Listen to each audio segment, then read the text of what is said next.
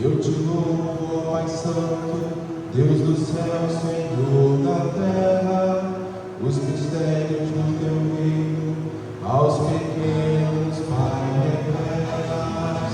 Aleluia, aleluia, aleluia, aleluia.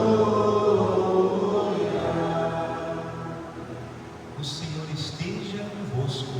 Ele está no meio de nós. Proclamação do Evangelho de Jesus Cristo segundo Mateus. Glória a vós, Senhor. Naquele tempo disse Jesus aos seus discípulos: Não penseis que vim abolir a lei e os profetas. Não vim para abolir, mas para dar-lhes pleno cumprimento. Em verdade, eu vos digo, antes que o céu e a terra deixem de existir, nenhuma sua letra ou vírgula serão tiradas da lei, sem que tudo se cumpra. Portanto, quem desobedecer a um só destes mandamentos, por menor que seja, e ensinar os outros a fazerem o mesmo, será considerado o menor no reino dos céus. Porém, quem os praticar e ensinar, será considerado grande no reino dos céus. Porque eu vos digo, se a vossa justiça não for maior que a justiça dos mestres da lei e dos fariseus, vós não entrareis no reino dos céus. Vós ouvistes o que foi dito aos antigos: não matarás. Quem matar será condenado pelo tribunal. Eu, porém, vos digo: todo aquele que se encoleriza com seu irmão será réu de juízo. Quem disser ao seu irmão patife será condenado pelo tribunal. Quem chamar o irmão de tolo será condenado ao fogo do inferno. Portanto, quando tu estiveres levando a tua oferta para o altar, e aí te lembrares que teu irmão tem alguma coisa contra ti, deixa a tua oferta aí, diante do altar, e vai primeiro reconciliar-te com teu irmão. Só então vai apresentar a tua oferta. Procura reconciliar-te com teu adversário enquanto caminha contigo para o tribunal. Senão, o adversário te entregará ao juiz, o juiz te entregará ao oficial de justiça, e tu serás jogado na prisão. Em verdade, eu te digo, daí não sairás enquanto não pagares o último centavo. Ouvistes o que foi dito: não cometerás adultério. Eu, porém, vos digo: todo aquele que olhar para uma mulher com desejo de possuí-la, já cometeu adultério com ela no seu coração. Se o teu olho direito é para ti ocasião de pecado, arranca-o e joga-o para longe de ti. De fato, é melhor perder um dos teus membros do que todo o teu corpo ser jogado no inferno. Se a tua mão direita é para ti ocasião de pecado, corta e joga-a para longe de ti. De fato, é melhor perder um dos teus membros do que todo o teu corpo ir para o inferno. Foi dito também: quem se divorciar de sua mulher, dê-lhe uma certidão de divórcio. Eu, porém, vos digo: todo aquele que se divorcia de sua mulher, a não ser por motivo de união irregular, faz com que ela se torne adúltera. E quem se casa com a mulher divorciada, comete adultério. Vós ouvistes também o que foi dito aos antigos: não jurarás falso, mas cumprirá os teus juramentos feitos ao Senhor. Eu, porém, vos digo: não jureis de modo algum, nem pelo céu, porque é o trono de Deus, nem pela terra, porque é o suporte onde apoia os seus pés, nem por Jerusalém, porque é a cidade do grande rei. Não jures tampouco pela tua própria cabeça, porque tu não podes tornar branco ou preto um só fio de cabelo. Seja o teu sim, sim, e o teu não, não. Tudo que for além disso vem do maligno.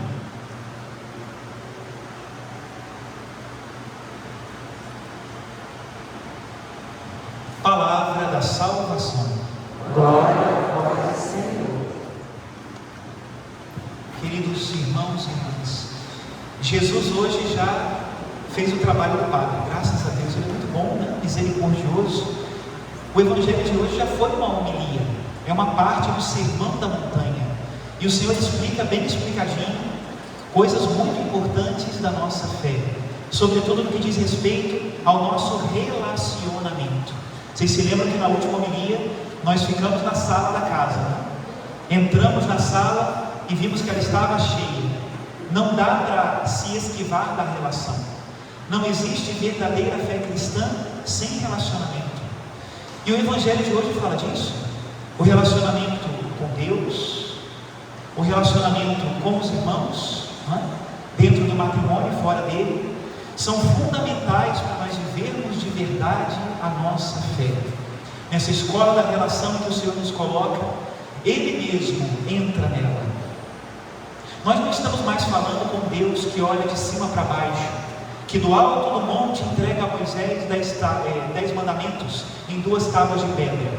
Não é esse Jesus. Jesus entra na sala, assume a nossa carne, em tudo semelhante a nós, menos no pecado. Esse é o Senhor, né?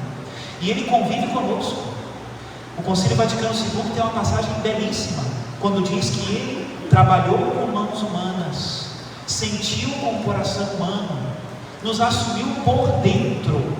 Por quê? Não para nos deixar tranquilos na nossa zona de conforto, como se diz muito hoje em dia, né? Mas para nos elevar. Deus entrou na sala, sentou conosco na poltrona, para nos levar à dignidade de filhos e filhas de Deus. Sozinhos nós não conseguimos. Lembram daquela passagem do Evangelho que diz: sem mim nada podeis fazer? Pois nós às vezes precisamos encarar isso na dureza de nós não conseguirmos. Às vezes, depois de muitos murros em ponta de faca, depois de muita cabeçada, é que a gente de fato se rende e fala: Jesus, sem ti eu não consigo. E ainda tem uma outra via: nós também não conseguiremos se não tivermos a ajuda uns dos outros. Nessa sala onde Jesus nos reúne como discípulos, Ele quer que nós aprendamos a viver em caridade, onde irmão ajuda irmão. São Paulo tem uma passagem muito bonita onde ele diz, né? Carregai os fardos uns dos outros, assim cumprireis a lei de Cristo. Qual é a lei do reino? Carregar os fardos uns dos outros. Qual é a lei do reino? Depender de Jesus, estar com Ele, procurá-lo, ouvi-lo, amá-lo, segui-lo. Essa é a lei do reino de Deus, né? Vamos começar então pela primeira leitura, porque a primeira homilia já foi de Jesus. Se o padre se estende muito na segunda, fica demais, né? A primeira leitura de hoje é um elogio da lei de Deus. Se quiseres observar os mandamentos, eles te guardarão. Se confias em Deus, tu também viverás. E o que são os mandamentos de Deus para o homem e a mulher que querem ser religiosos, né? Que querem ser fiéis? Os mandamentos de Deus são a própria intimidade do Senhor. Como é que eu sei o que se passa no seu coração? Não tem radiografia nesse mundo que mostre o que se passa no coração do homem. Posso fazer eletrocardiograma, não resolve. O que se passa dentro do coração do homem só tem um jeito de eu saber: se ele me disser. É a palavra que revela o interior, a interioridade do homem. E é nesse sentido que nós podemos entender os mandamentos. Como é que eu sei o que se passa no coração de Deus? Porque Ele me disse. E os mandamentos do Senhor são vida, justamente porque são um caminho para sintonizar o meu coração no coração de Deus. Essa é a beleza. Quando eu leio os 10 mandamentos, medito e procuro colocá-lo na minha vida, o que eu estou fazendo é imitando a Deus. Ele é o primeiro que diz: não matarás. E Ele é o primeiro a amar a vida. Ele é o primeiro a dizer aonde está a vida e vivê-la, para que nós possamos seguir os seus caminhos. Mais uma vez eu repito, né? Jesus entrou na sala e elevou o nível para que nós subamos. Os mandamentos do Senhor são vida, luz para os meus passos, alegria ao meu coração, porque eles trazem para mim a verdade de Deus. Uma verdade que, se Deus não dissesse, nós não saberíamos. Como eu dizia no início da homilia, lá no início eram tábuas de pedra entregadas no alto de um monte. Eu falo, caramba, que manual de instrução complicado esse, difícil demais. Eu não sou de pedra, eu sou de carne, não tem problema. Ele se fez carne, ele desceu ao nosso nível, e agora Jesus, verdadeiro Deus e verdadeiro homem, é um mandamento que eu posso seguir. São Paulo chama essa lei de Cristo, esse mandamento de Deus que é vida, de misteriosa sabedoria de Deus. Eu quero essa sabedoria, eu quero essa misteriosa sabedoria. Diz São Paulo na segunda leitura, que não é a sabedoria deste mundo, nem a sabedoria dos poderosos do mundo, porque esta está votada à destruição, mas sabedoria escondida, que desde a eternidade Deus destinou para a nossa glória.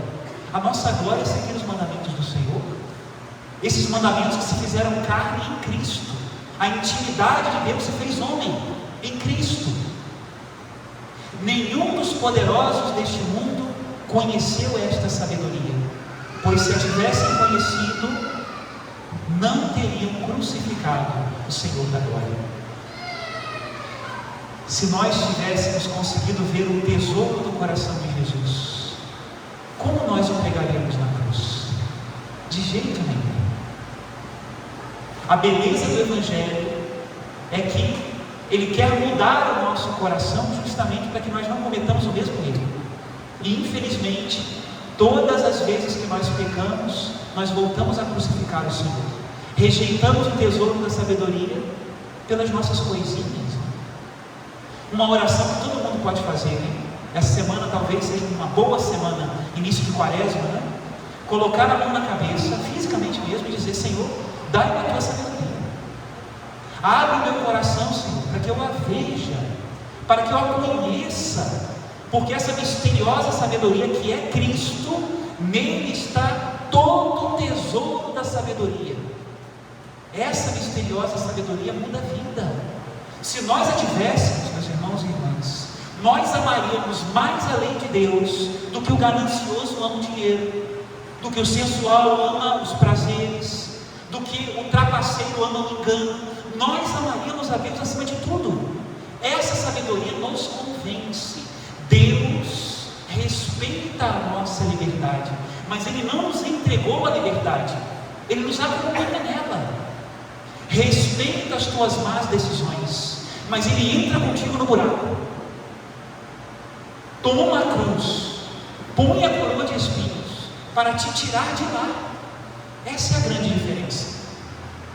Muitas das filosofias do século XVIII e XIX tratavam a Deus como um relojoeiro, um arquiteto, alguém que fez o mundo e foi embora. Esse não é o Deus de Jesus Cristo. O Deus de Jesus Cristo é aquele que respeita as tuas escolhas, mas não te deixa sozinho. Se você escolheu errado, Ele te acompanha para te tirar do buraco. Esse é o Senhor. E essa misteriosa sabedoria é a porta do reino dos céus. Diz o Senhor no Evangelho: se a vossa justiça não for maior que a justiça dos mestres da lei e dos fariseus, não entrareis no reino dos céus. E no Evangelho o Senhor toca 3 pontos, que eu vou falar brevemente, porque no Evangelho ainda está muito bem explicado. O primeiro ponto que o Senhor toca é o nosso relacionamento com Ele. O segundo ponto é o tema do matrimônio. E o terceiro ponto é o tema da veracidade, de dizer a verdade, o tema dos juramentos, né? Vamos falar então rapidinho sobre esses 3 pontos, para que nós possamos sair daqui com essa meditação. Em primeiro lugar, o nosso relacionamento com Deus. Uma religião de um Deus distante transforma o sacrifício e a oração numa entrega de responsabilidades só. A divindade me pede isso, eu entrego, e que ela não se meta com a minha vida. Essa é a religião de um Deus que não ama, de um Deus frio, um Deus que só impõe regras, mas não caminha conosco. Mas infelizmente, apesar de nós percebermos que é muito melhor ter um Deus que nos ama, parece que nas escolhas do dia a dia, a gente gostaria que Ele não nos acompanhasse. Parece que a gente gostaria de entregar uma coisa para Deus e que Ele me deixasse em paz. A escola da relação é justamente aquela que nos ensina a querer estar com Cristo, que às vezes é uma presença incômoda, mas é uma presença que gera vida. Meus irmãos, é prato cheio, hein?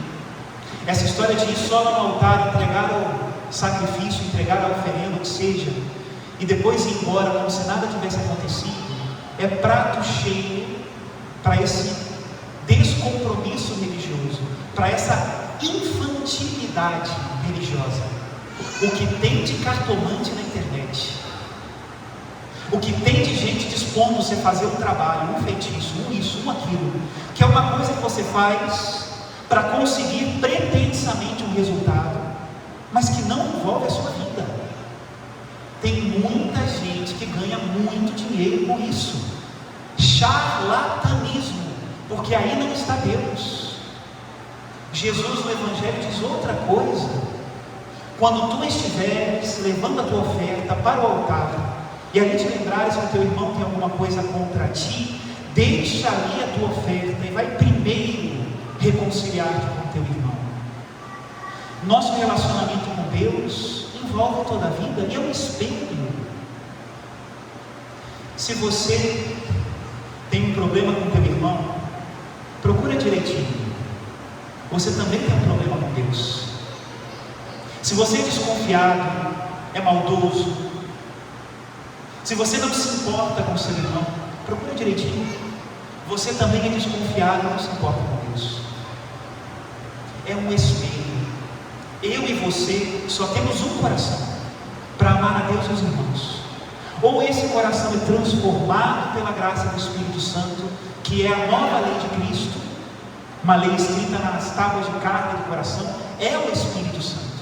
Ou nós somos transformados por Ele, por inteiro, e aí a minha relação com Deus e com os irmãos é nova, ou eu ainda estou na criatura velha. Tenha paciência, se esforce, Deus não desiste, mas nós precisamos ser novos por inteiro. O segundo ponto do Evangelho de hoje é o tema do matrimônio, né? Que não é só o tema do matrimônio propriamente dito, mas das nossas relações íntimas, podemos dizer assim, né? Houve um tempo, e a mídia que não conhece a Deus, é muito interessante a gente ver quando um jornalista que não tem nem ideia da igreja, que não sabe nem para onde vai o vento, escreve alguma coisa sobre o Papa, sobre a igreja, né? A gente lê e fala assim: esse daqui, coitado, está numa sintonia tão diferente que ele não sabe nem onde botar o pé. Essa é a verdade. Mas muitas vezes, quando a gente lê essas matérias daqueles que não entraram na escola de Jesus, a gente percebe que, no que diz respeito à sexualidade, essas pessoas acreditam que o cristianismo propõe é castrar, é suspender, é podar. Como é que eu resolvo o meu desejo sexual? Como é que eu resolvo meu impulso sexual? Corpo.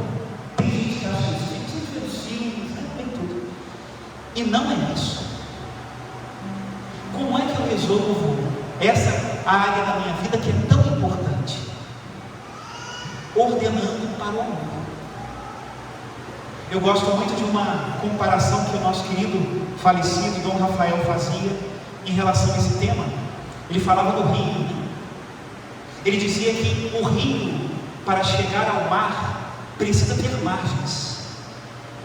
Um rio sem margens se perde e apodrece no pântano. Assim também a nossa sexualidade.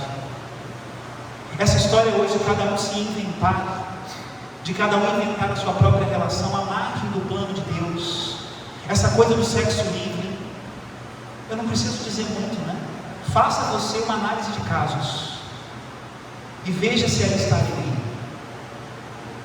e veja se aí está a satisfação verdadeira.